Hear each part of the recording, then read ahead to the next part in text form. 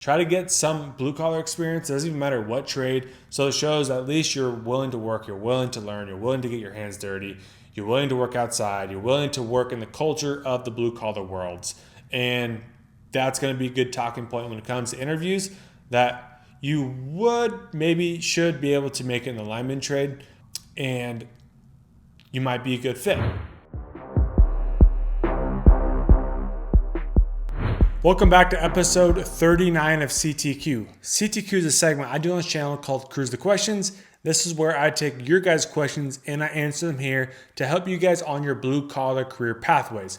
Now, your guys' questions can be about any trade, regarding any trade. If I don't have the answer, I will get the answer for you. I know a lot of professionals in a lot of other industries. I'm not a know-it-all. I don't know everything, right?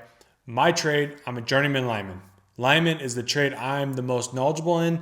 It's the trade that I study the most, but I still do a lot of research, do a lot of studying on other trades, other unions, other apprenticeships.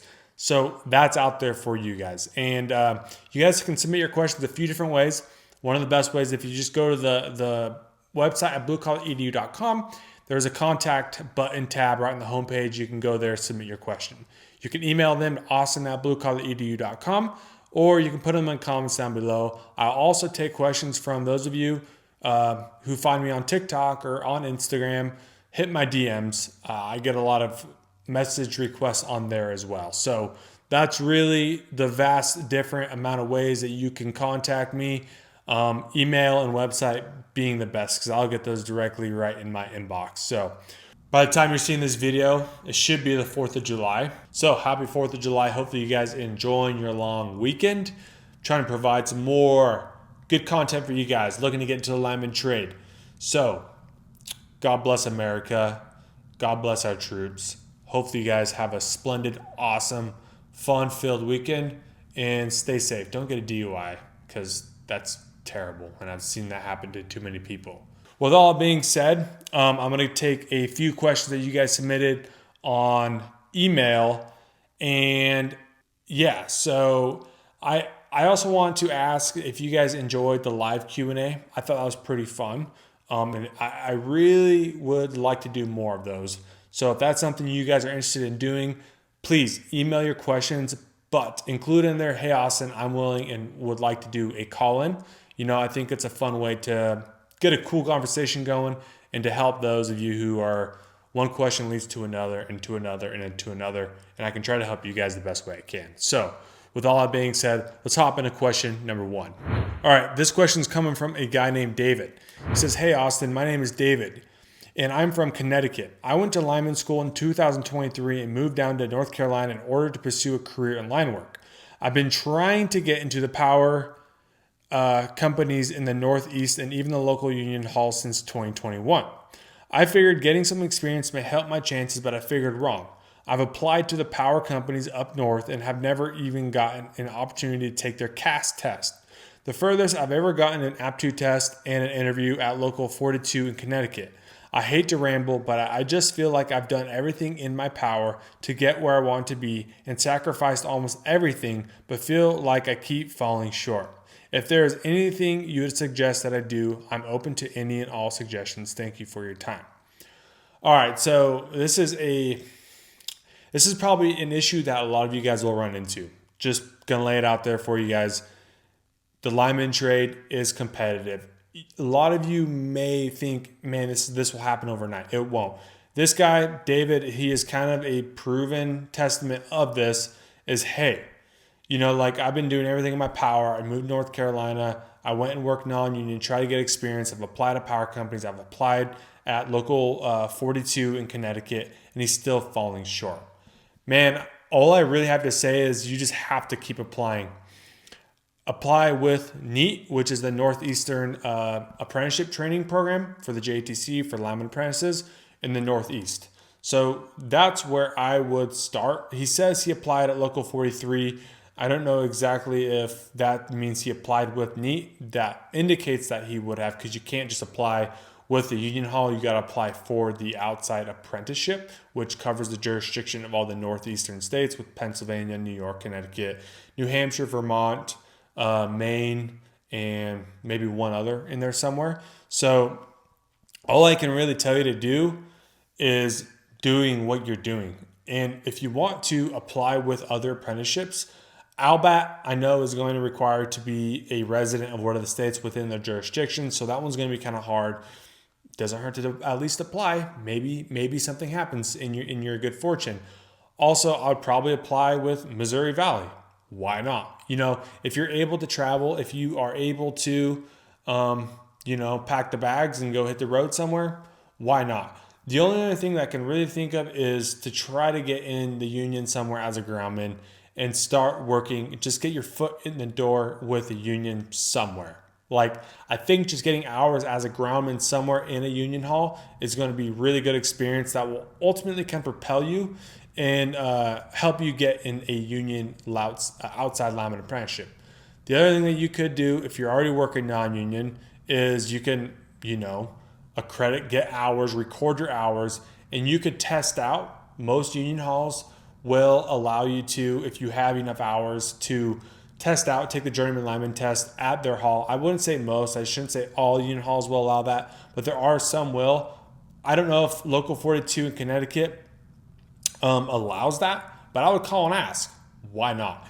I do say still try to get an apprenticeship because there are guys that will work non-union for a couple of years and they'll try to test out. But I think the right way is to just try to get into an outside, or at least into a union apprenticeship, in a certified, accredited apprenticeship, I should say, to really get that ball rolling and get the best training education you can.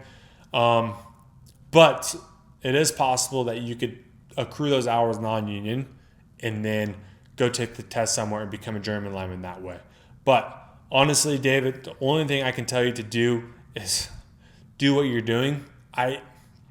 You're taking the right steps, and unfortunately, sometimes it does feel like you're falling short, right? The other thing I could suggest for you to do, and I did go on Local 42's website, is they have a tab at the top right corner for tree trimmers. And if you click on Nelson Tree, there's a job board tab.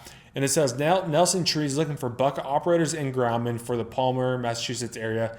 Anyone interested, please contact this number.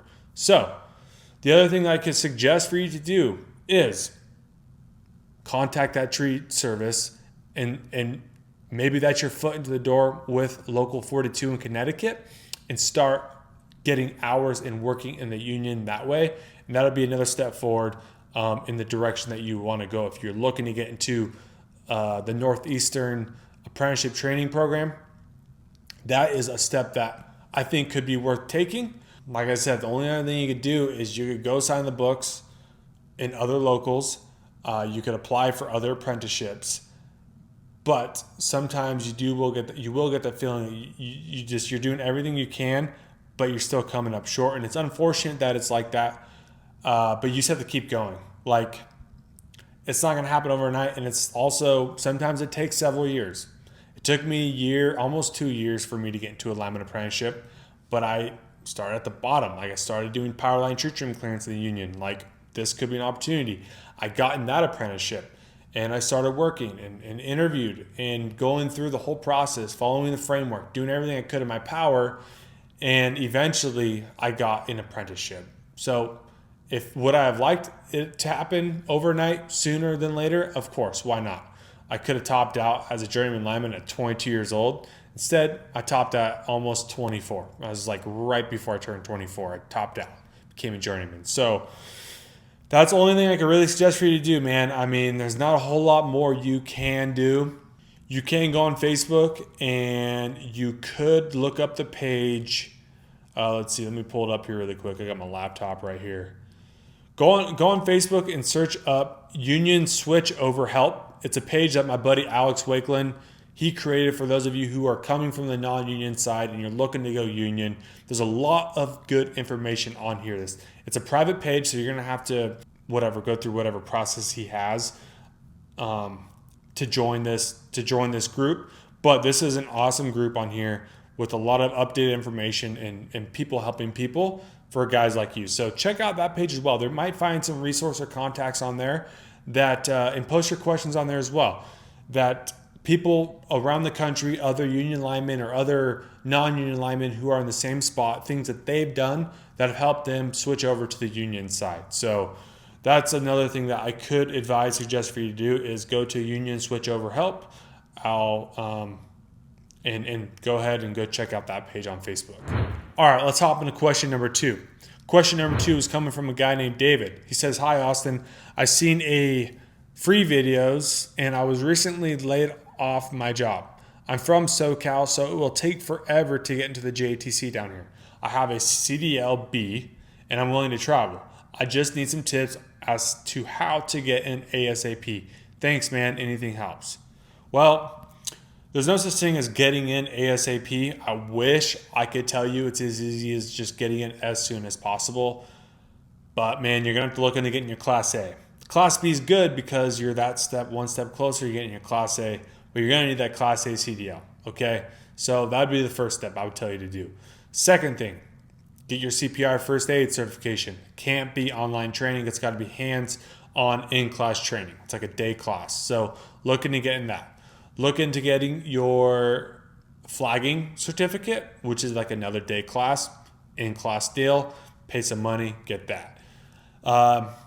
And then I would apply a SWOLCAT, honestly. Like, yeah, you're saying CalNav is going to take a long time. They only open their applications like once a year. So I would tell you to look into SWOLCAT. At some point, they might watch my videos and be like, "Austin, quit telling people to come to Arizona or Texas or New Mexico to apply for the apprenticeship." But hey, people are going to do what they're going to do, and I'm just trying to give my advice and suggestions. And that's going to be one of my suggestions is to move out of California if you're able to and apply with SWOLCAT, swlcat.org. Go to their website, apply, and go through the process. You're going to have an aptitude test. You have to pass the aptitude test. If you want to learn more about an aptitude test, you can go to my page at bluecollaredu.com on Google, and on the homepage there's going to be an IBW test, aptitude test. You can go take that. It's free. It's going to have a lot of good information on there to learn exactly what that test will look like. Free resource for you guys. And yeah, man, that's all I can really tell you to do is those things. So I wish I could get you in ASAP, but unfortunately I don't have that power, and that's just not how the union works. So you're just going to have to follow the steps and take time like everyone else has to do. So there's that, David. All right, let's look at one more question here. This one's coming from Jordan. He says, "Hey, Austin, I've been watching as many videos of yours related to linemen as I can to take in as much information as I can. I will start going to CDL school next month to get my CDL. Hopefully it's a Class A. I don't have any construction or blue collar experience and was wondering if I need to get that kind of experience to be considered to become an apprentice. Also, I spoke to the IBW area director who told me that I can sign up even without a CDL and explained to me that some jobs won't require one in the beginning because I would start as a groundman. He also mentioned that I should sign every book I can to get my hands on across the country. I just want to make sure that if you think this is the right move to go from state to state so that I can prepare accordingly. I would need to call the local IBW beforehand to see if they have work. I'm from Tucson, by the way." Well, Jordan, yeah, man, CDL, good thing you're getting that because it's the first thing you need. Class A CDL, no auto restrictions. Get the tanker endorsement if you can. That's going to be a good endorsement to have. Yes, you do not have to technically have your CDL to sign the books. You don't need to have anything to sign the books. There is that possibility that you could get a call out as a groundman without having a CDL at all. That is possible. I've seen that. There's like warehouse jobs or like whatever jobs that don't require it.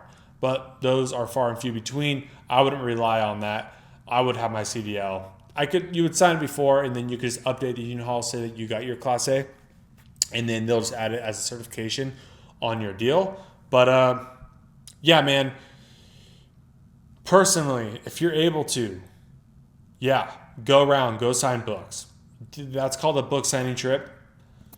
Go to 769 in Phoenix or in Gilbert. Drive to 611 in Albuquerque, New Mexico. Drive up to 111 in Denver. Drive over to Utah, I forget the local there. Drive into Nevada, go to the local there. Drive up to Washington, Oregon, sign local 77, 125, and 659. Actually, you can't sign all three of those. You can only sign one in the Northwest. So pick 77, which is Washington. Oregon is 125. Southern Oregon is 659. Sign one of those books up there. and sign 1245, sign 47. It's going to be a long shot for California, but you never know. And yeah, just get your hands on as many books as possible. You might luck out, and whatever groundman call you can get, you take, and you pack your rig and you hit the road, and you start getting experience somewhere. I know you don't have any blue collar experience, you don't have any trade experience, that's fine. Being a groundman, you are going to learn really quick if this trade is for you. And if you don't learn really quick, then there's a good chance that it's not going to be for you. So that's what they told you at the union hall. Follow his lead. He's giving you the truth. You just do that. I mean, I don't know. I could say it over and over and over again, and it sounds easy from my point of view just to go sign all the union books. And it is easy. You can just go sign the union books everywhere if you want to. Like, it's highly possible. The deal about it is, like, people will say that, but getting called out as a groundman from the out of work books as a groundman when you're book 3 or whatever on book 2 on groundman books is kind of rare, to be honest. So still sign the books. You might get a call, but it's just kind of part of the situation, kind of part of the framework, part of the blueprint, part of the process is to at least go sign the out of work books. Because if you were to apply for apprenticeships, which you can do, you can apply for SWOLCAT, Southwest Line Construction. Go on their website. You can go apply, but you're going to need your CDL. And then that way, when it comes time to interview, you can tell them, hey, I've signed books here, and here. I'm waiting for a groundman call. I haven't got a groundman call. Blah, blah, blah, blah, blah, blah, blah. You've done everything in your power to move forward to try to get into the trade. With that being said, try to find a construction job somewhere as a laborer. Try to get some blue-collar experience. It doesn't even matter what trade. So it shows at least you're willing to work, you're willing to learn, you're willing to get your hands dirty, you're willing to work outside, you're willing to work in the culture of the blue-collar worlds. And that's going to be a good talking point when it comes to interviews, that you should be able to make it in the lineman trade, and you might be a good fit. So that's what I was here to do, Jordan. And like I said, any questions in the future, any of you guys, anybody out there, hit me up, austin@bluecollaredu.com, and I'll take your questions and I'll answer them here. Hopefully you guys enjoy this episode of CTQ with Blue Collar Edu. I'm here to expose, teach, educate you guys about blue collar career opportunities, how to get started in the skilled trades. With that being said, don't forget to like, comment, subscribe, and I'll catch you guys on episode 40 of CTQ.